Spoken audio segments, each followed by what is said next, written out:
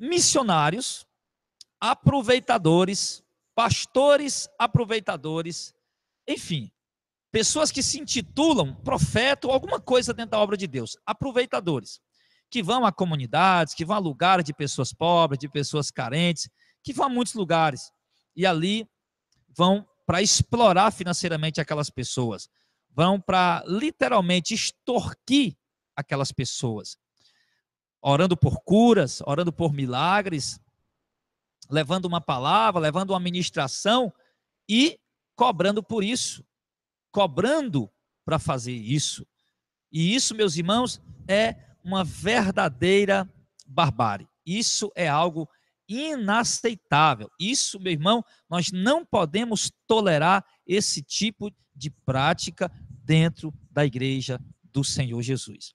Nós temos falado aqui, irmãos, incessantemente o que a palavra do Senhor nosso Deus diz. Aqui você pode acompanhar comigo em 2 Coríntios, capítulo de número 9, versículo de número 7, quando o apóstolo Paulo, falando ali sobre uma coleta que eles estavam fazendo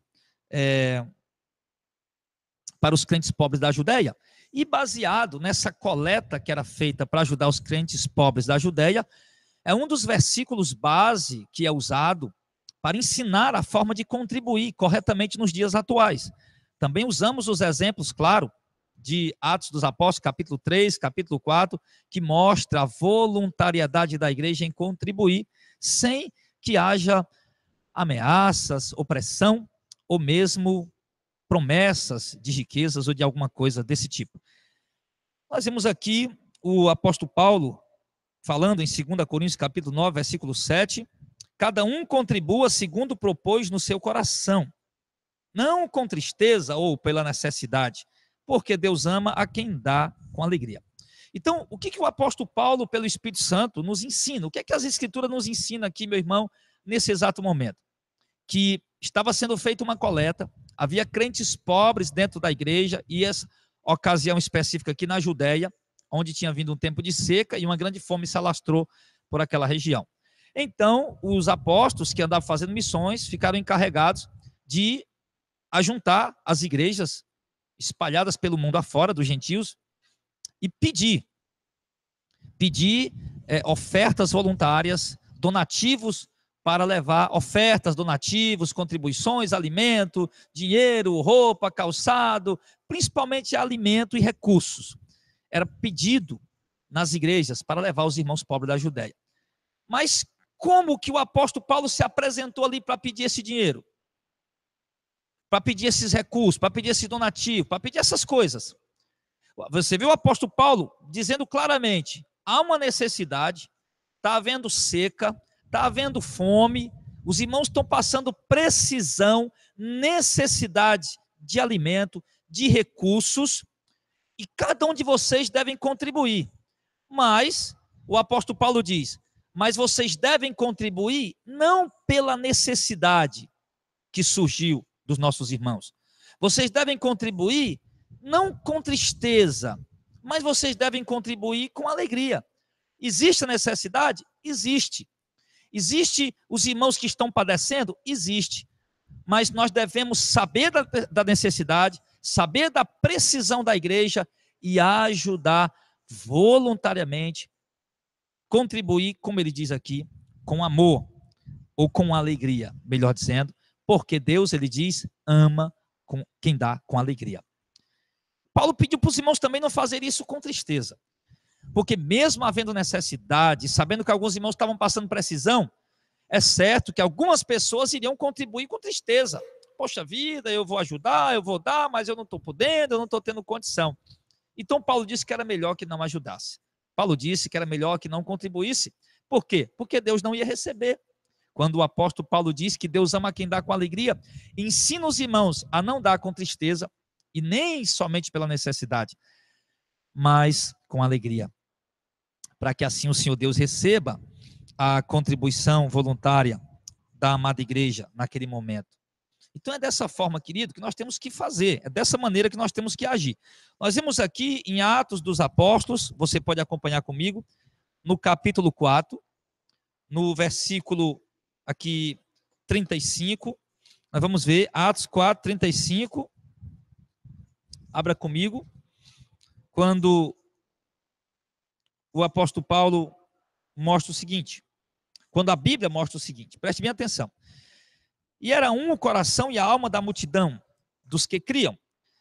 Ninguém, absolutamente ninguém, dizia que coisa alguma do que possuía era sua própria, mas todas as coisas lhes eram comuns. Olha que coisa forte, irmão. Os irmãos tinham propriedade? Tinha. Os irmãos tinham bens? Tinham. Mas nenhum dizia, olha, isso aqui é meu. Não. Isso aqui, eles diziam que todas as coisas lhes eram comuns, ou seja, isso aqui é nosso. Isso aqui é para servir a igreja. Isso aqui é para servir os irmãos. Isso aqui é para ajudar os pobres, os necessitados, a obra missionária. Isso aqui é para servir a obra do Senhor. Era assim que eles se colocavam. Era assim que eles faziam. O texto é claro. Ninguém dizia, olha, era por quê? Ele diz assim, ninguém dizia que coisa alguma do que possuía era sua própria, mas todas as coisas lhes eram comuns. Ou seja, tudo que os irmãos tinham era compartilhado uns com os outros. Tudo que os irmãos possuíam eram compartilhados uns com os outros e, consequentemente, claro, com a obra de Deus. Isso por quê? Porque era um o coração e a alma da multidão dos que criam. Isso, meus amados, sem dúvida alguma, está faltando nas igrejas de hoje. O que nós vemos nas igrejas hoje? Egoísmo. O que nós vemos nas igrejas hoje? Avareza. Sim, egoísmo e avareza. É isso que nós vemos nas igrejas hoje, ventricismo, pessoas que só pensam em si, pessoas que só pensam no seu bem-estar e da sua própria família. E alguns sequer pensam na família, só pensam em si próprio e ninguém mais. E isso mostra a falta de conversão da maioria dos cristãos, que se dizem cristãos. Isso mostra claramente, isso prova a falta de conversão, a não conversão de muitos que se dizem cristãos. É preciso, amados, que a igreja volte a ter, como ele diz aqui, ter um coração e uma alma. É preciso que a igreja volte a comunicar os seus bens, os irmãos uns com os outros. É preciso que aqueles que tenham bens não digam, isso é meu, mas isso aqui é nosso. Isso aqui é da obra, isso aqui é para servir a obra. É meu, mas é para servir a obra. É meu, mas é para servir o irmão. É meu, mas é para socorrer o irmão. Sim. E olha que coisa interessante, amado. Ele diz no verso 34, não havia, pois, entre eles necessitado algum. Preste bem atenção. Haviam pobres. Nós vimos lá, em 1 Coríntios capítulo 8, capítulo 9, que haviam pobres, mas não necessitados. E por que não haviam necessitados? Por quê? Ele diz aqui, porque todos os que possuíam propriedades ou casas, vendendo-as, trazia o preço do que foi vendido e o depositava aos pés dos apóstolos. As pessoas que tinham propriedades ou casas, claro, não iam morar embaixo da ponte, eu acredito que eles ficavam com suas casas próprias, eu acredito que sim. Aqueles que podiam ficar, mas no caso aqui no contexto, havia uma grande perseguição. E em uma das epístolas, se não me engano, em Hebreus, ou em Pedro, ele fala que alguns irmãos estavam tendo expoliado os seus bens, ou seja, eles precisavam fugir, e o governo confiscava os seus bens e expoliava, certo? Então acontecia isso. Então, já que os irmãos sabiam que ia perder mesmo os seus bens, então eles acabavam vendendo, né? Para que, ao invés do governo tomar, eles pudessem servir uns aos outros. Mas eu acredito quando alguns irmãos que viajavam por muitos lugares, como Filipe o evangelista, que estabeleceu residência lá pelas regiões de Samaria, se eu não me engano, eles tinham suas propriedades, sua casa para morar, ou uma casa própria, uma casa alugada, mas ele fala que Filipe o evangelista tinha filhas, né, e certamente tinha uma esposa, e com certeza ele tinha uma casa para morar, ou alugada, ou uma casa própria. Nada de ostentação, nada de luxo, de riqueza, mas o necessário, né? O necessário. A Bíblia fala em Mateus capítulo 6 sobre a questão das necessidades, né? Que nós devemos nos preocupar em servir a Deus e Deus suprirá nossas necessidades. Ele não fala ali de riqueza, ele não fala ali de conquistas, ele não fala ali de grandezas, mas ele fala de sustento, de sustento. Ontem, inclusive, eu orava a Deus eu orava a Deus ali, o Senhor, eu moro aqui numa casa alugada, e eu não tenho um carro, eu não tenho moto, eu não tenho transporte, e eu não como o bom e o melhor dessa terra, não visto nem o bom e o melhor dessa terra, mas eu estava dobrado meu joelho ontem. Eu fui com a minha família fazer a nossa feira, e quando cheguei em casa, dobrei o meu joelho com a minha esposa e com o meu filho, e agradecendo a Deus por aquela provisão, por aquele pão que Deus colocava à nossa mesa. E ali eu dizia para Deus, Senhor, eu não tenho um carro próprio, eu não tenho uma moto, eu não tenho um transporte, aqui eu estou morando de aluguel, e não visto as melhores roupas, nem calço os melhores sapatos, mas Senhor, eu te agradeço, eu sou uma pessoa próspera. E ali eu falava com Deus, Senhor, eu sou uma pessoa próspera, eu não tenho um carro, não tenho uma moto, aqui em Fortaleza eu estou morando de casa alugada, tá? Mas eu sou uma pessoa próspera, eu tenho uma esposa linda que me ama, que eu a amo, eu tenho um filho lindo que me ama e que eu amo, eu tenho pão para comer de cada dia, eu tenho roupas, embora simples, para vestir, e eu estou satisfeito, estou feliz, eu sou uma pessoa próspera. Eu sou uma pessoa próspera, porque Deus tem provido nosso sustento. Deus tem provido nosso sustento. Então, queridos, e isso está faltando na igreja. Também esse contentamento. Muitas pessoas, aquela visão de grandeza. Não, eu quero a casa e quero a melhor casa. Não, eu quero um carro e eu quero o melhor carro. Sim, eu quero fazer a feira e quero comprar do bom e do melhor dessa terra que eu puder comprar para comer. Eu quero vestir as grifes mais caras, eu quero usar as grifes mais caras, eu quero calçar os calçados mais caros. E assim as pessoas vão vivendo nesse egoísmo, nessa avareza, nessa pretensão, e nunca estão satisfeitas. Eu achei bonito uma coisa que a irmã Maria Bamberg falou para mim: pastor, eu não tenho coleção de nada, a não ser das minhas Bíblias, que são várias traduções que ela usa lá para estudar. Eu não tenho coleção de nada, eu não tenho coleção de joias, não tenho coleção de ouro, não tenho coleção de prata, não tenho coleção de nada, tenho apenas minhas Bíblias que eu uso para estudar. E eu fiquei feliz com isso, irmão. Está faltando nos dias de hoje, meu amado. Nós olhamos aqui para as Escrituras e nós vemos aqui irmãos que tinham suas propriedades vendendo e trazendo o preço para onde? Colocando aos pés dos apóstolos, trazendo para a igreja, trazendo para a obra. E que coisa linda, meus irmãos. Mas, claro, que eu não vou dar o conselho a você de você vender a única casa que você tem e morar embaixo da ponte. É lógico que não. Se aquelas coisas já eram vendidas para socorrer a necessidade da igreja. Então, claro que você não deve fazer isso. Você só tem uma casa, vai vender para morar embaixo da ponte? Você só tem um carro, vai vender para ficar a pé? Não, você precisa do seu carro. E com o seu carro, você pode servir a obra, você pode servir os irmãos. Mas se você tem coisas sobrando, então você pode se desfazer alguma delas e ajudar a igreja, ajudar os irmãos pobres. Olha o que é que eles faziam aqui, amado. No verso, eles vendiam o dinheiro e traziam aos pés dos apóstolos. Muitos pastores para bem aqui, vendiam o que tinha, né, os bens, traziam aos pés dos apóstolos. Muitos pastores para aqui, para bem aqui, mas eu não vou parar não, eu vou continuar lendo. E traziam o dinheiro e colocavam aos pés dos apóstolos. E o que é que eles faziam no verso 35? Repartia-se a cada um segundo a necessidade que cada um tinha. Olha que coisa linda, irmão. Eu rio porque eu fico feliz. Eu rio porque eu fico maravilhoso. A palavra de Deus é tremenda. A palavra de Deus é gloriosa, é maravilhosa. Diz aqui que eles traziam, vendiam os bens, traziam o dinheiro e colocavam aos pés dos apóstolos. E o que é que os apóstolos faziam? Ia comprar Land Rover? Ia comprar relógio de 5 mil reais? Ia comprar sapato de 1.000, terno de 3.000? Ia comprar mansão, móvel projetado? Não, meu irmão. Os apóstolos faziam, sabe o quê? Repartia-se a cada um segundo a necessidade que cada um tinha. Era repartido. Era para ajudar os irmãos. Era para socorrer a obra. Era para ajudar os irmãos pobres necessitados. Era para fazer a obra missionária. Era para promover, era para investir no avanço do reino, na propagação do evangelho. Dizia, vem cá, Filipe, vamos lá, vamos enviar você para Samaria. Claro que eu estou conjecturando. Vem cá, Filipe, você, meu irmão Filipe, vá para Samaria, a igreja vai enviar o seu sustento missionário. Vem cá, Paulo, vá para as regiões da Acaia e da Macedônia, a igreja vai enviar o seu sustento missionário.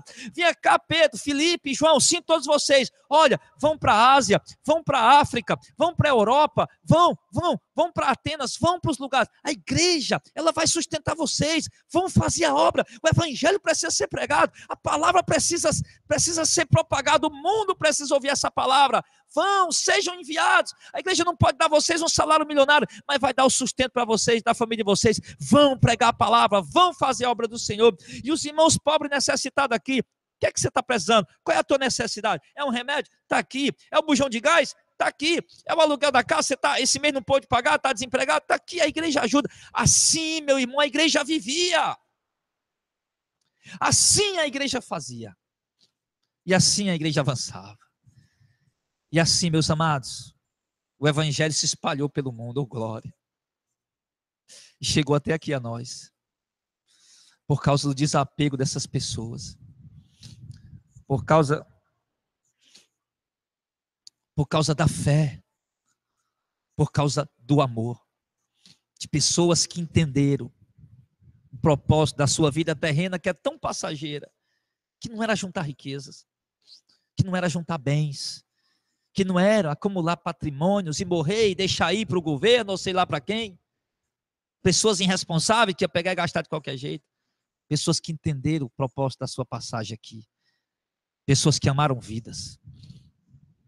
Pessoas que amaram almas. Pessoas que amaram a Deus e amaram a Cristo. E que entenderam a importância da palavra de Cristo se espalhar pelo mundo, trazendo vida, trazendo salvação. Ele podia ter um carro de 300 mil reais, mas ele olhava e dizia, não, com esses 300 mil reais, eu posso comprar um carro de 60 mil para mim, bom, com 240 mil, ao invés de eu ostentar um carrão, eu posso propagar o evangelho. Eu posso ajudar o evangelho a se propagar. Eu posso ajudar o evangelho a chegar aos confins da terra. Eu posso ajudar os projetos da igreja que vai socorrer os pobres necessitados, famintos. Oh, aleluia! Oh, glória! Era assim que esses homens viviam. Era assim que essa igreja vivia. E nós precisamos voltar a isso. Agora, amados, e por que eles faziam isso? E qual era a outra direção que a igreja dava para aqueles irmãos? Eu acho muito forte mesmo. Vamos ler aqui, em 2 Coríntios capítulo 8. Ele diz assim, no verso número 11, ainda falando da coleta. Agora, porém, completai também o já começado, para que assim como houve a prontidão de vontade, haja também um cumprimento segundo o que tendes.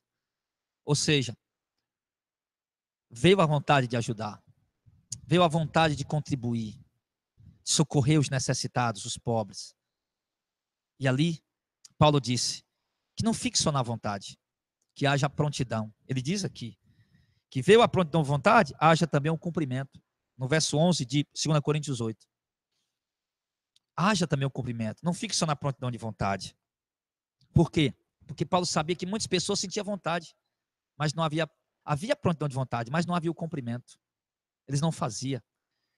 De repente eles ouviam a voz de Deus, no que Deus queria que eles fizessem, e em outro momento eles recuavam. E Paulo disse, não, se viu a prontidão de vontade, foi Deus que colocou. Então que haja também um cumprimento.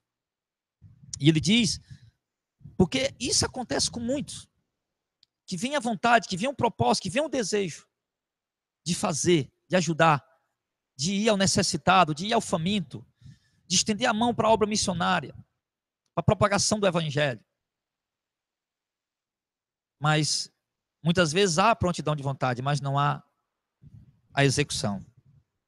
Ele diz, não há o cumprimento, mas é preciso que haja o cumprimento.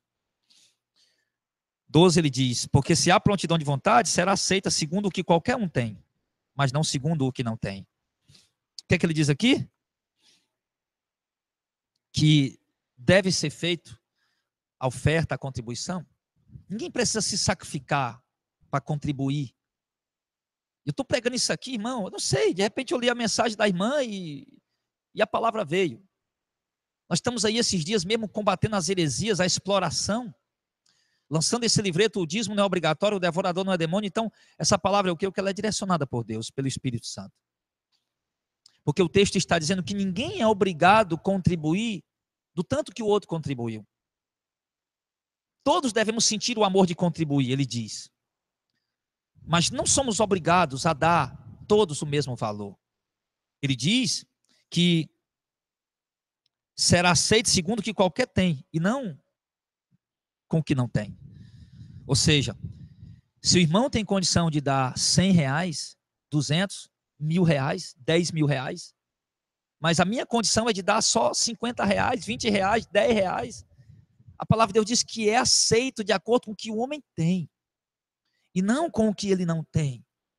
Ele está dizendo que não precisa você fazer sacrifício se você não tem R$100 e querer dar R$100. Se o que você tem é R$10, então você vai dar R$10. Agora, o interessante é que ele diz que será aceito segundo o que qualquer tem, e não com o que não tem.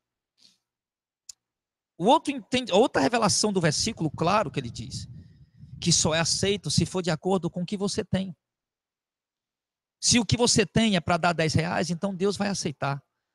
Mas se você tem para dar R$10 e você só dá 5, Deus não aceita. Se o que você tem é para dar 1.000, 5.000, 10.000, R$100.000, será aceito. Se o que você tem para dar equivale a esse valor, será aceito.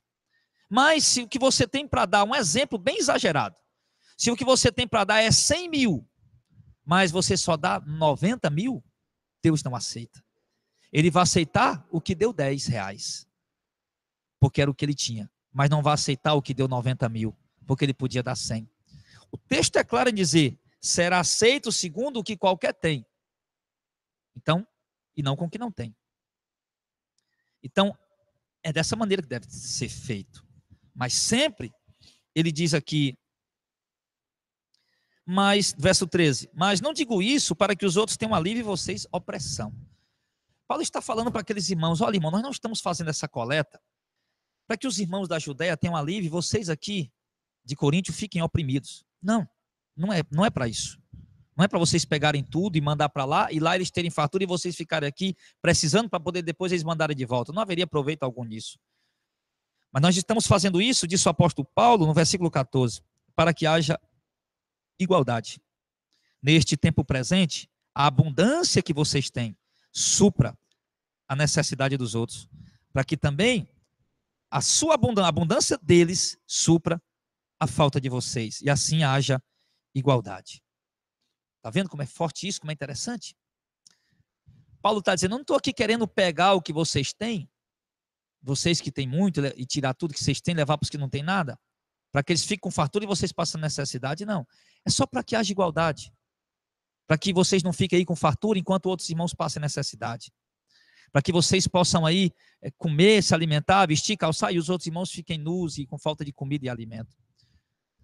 Sim, no caso de levar a palavra, eu diria, para que vocês fiquem aí ouvindo a palavra, ao passo que outros fiquem necessitados de ouvir ela.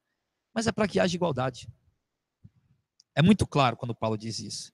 E eu acho lindo quando ele diz aqui, no verso número 15, como está escrito, o que muito colheu, não teve de mais, e o que pouco colheu, não teve de menos. Oh, glória! Glória a Deus. O que muito colheu, não teve de mais, e o que pouco colheu, não teve de menos. Por quê?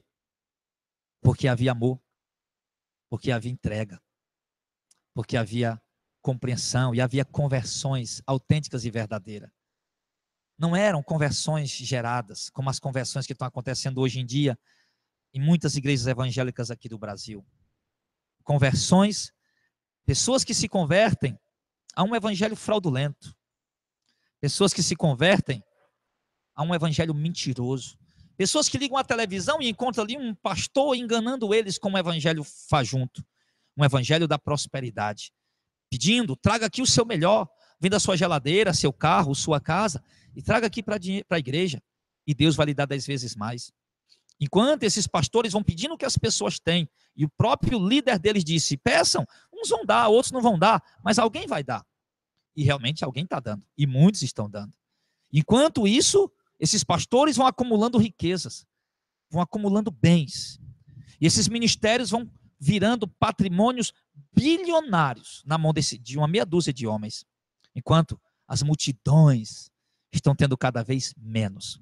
E o pior, o dinheiro que eles recebem das pessoas que dão se fosse pelo menos revestido para a ajuda dos pobres necessitados, mas é revestido para pobre necessitado numa parcela tão minúscula, porque a maioria é para construir patrimônios, prédios exuberantes de bilhões de reais, de 100 bilhões de reais, 70, 80 bilhões de reais, ou mesmo de milhões e milhões de reais.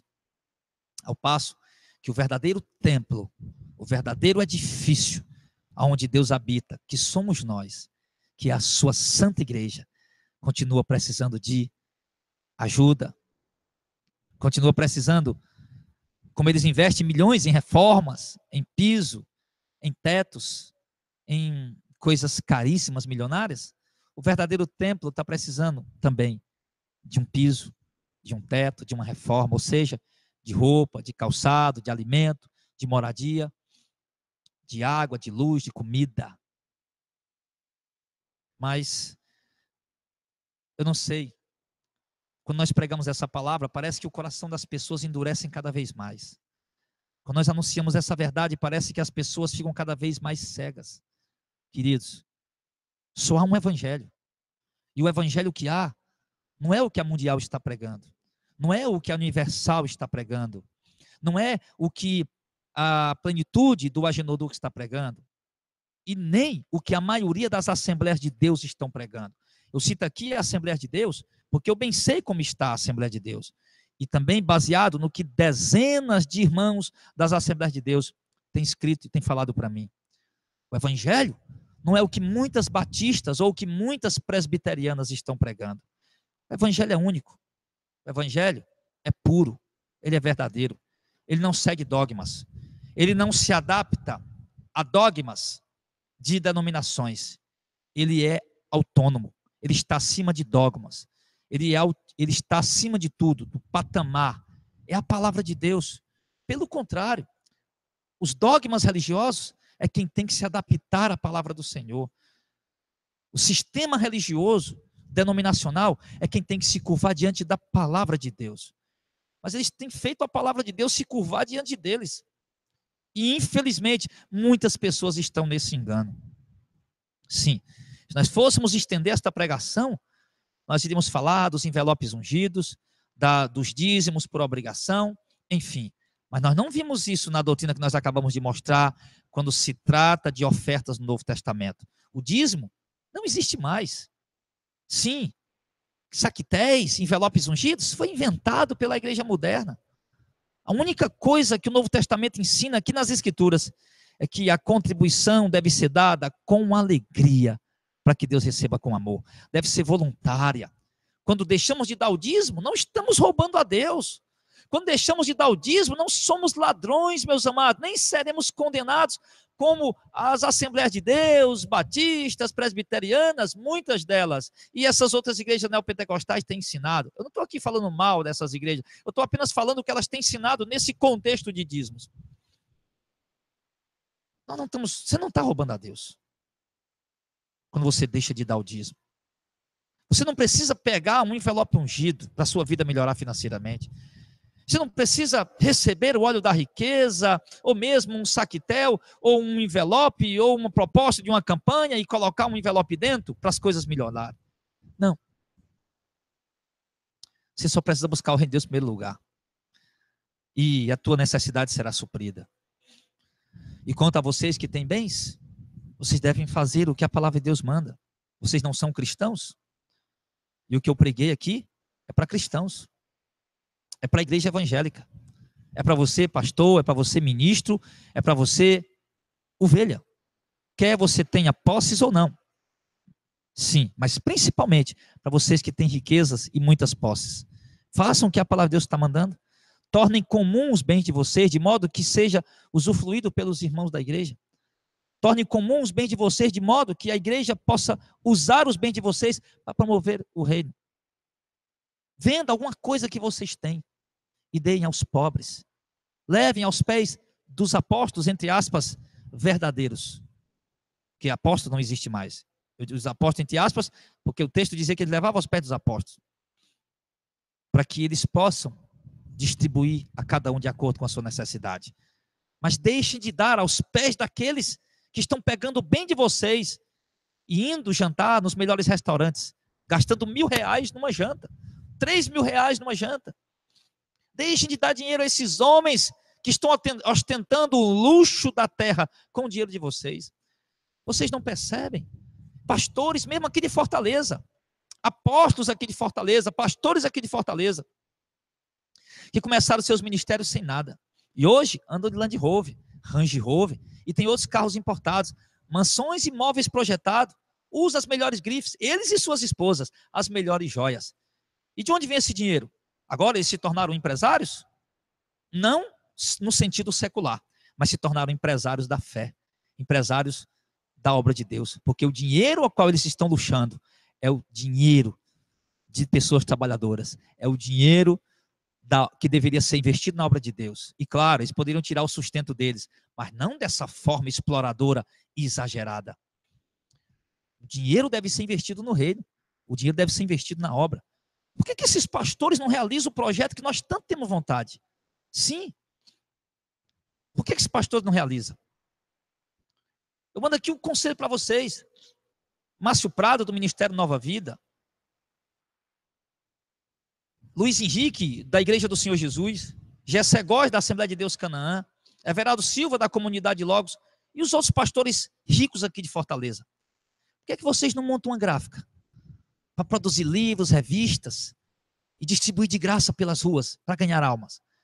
Por que vocês não montam uma gravadora para gravar o CD de vocês de pregação ou do Ministério de Louvor da igreja de vocês e distribuir de graça nas ruas, nas praças, em muitos lugares? A igreja de vocês tem muito dinheiro. Sim. A igreja de vocês tem poder para fazer tudo isso. Por que vocês não fazem? Porque é um investimento que não vai dar lucro, que não vai dar renda, que não vai dar retorno. Sim, por isso que vocês não fazem, não é verdade? Mas eu deixo aqui esse conselho. Nós temos essa vontade de fazer, mas não temos condição. E vocês têm condição, mas não têm a vontade de fazer. Olha aqui, que coisa interessante, né? Mas que Deus abençoe vocês, que Deus coloque no coração de todos nós essa verdade. E se nós estamos na verdade e temos convicção que estamos, possamos permanecer nela até o fim. E vocês que saíram dela, que possam voltar. Que possam voltar. E dou conselho a todos os pastores e pregadores, senhor Marco Feliciano, Adeudo Costa, Paulo Marcelo, sim, cantores como Thales Roberto, Diante do Trono, Ana Paula Valadão, Fernanda Brum, Aline Barros e tantos outros cantores que estão riquíssimos. Dou um conselho para vocês. Hoje, o dinheiro que vocês ganharam, negociando os dons que Deus deu a vocês, vocês poderiam montar uma gráfica, poderiam montar estúdios de gravação e fazer CDs para dar de graça. Uma gráfica para produzir os livros e revistas de vocês para levar de graça. Para que vocês pudessem ser um canal para alcançar as vidas que precisam ser alcançadas, não com as heresias que vocês pregam hoje, mas com o verdadeiro evangelho. Façam isso em nome do Senhor.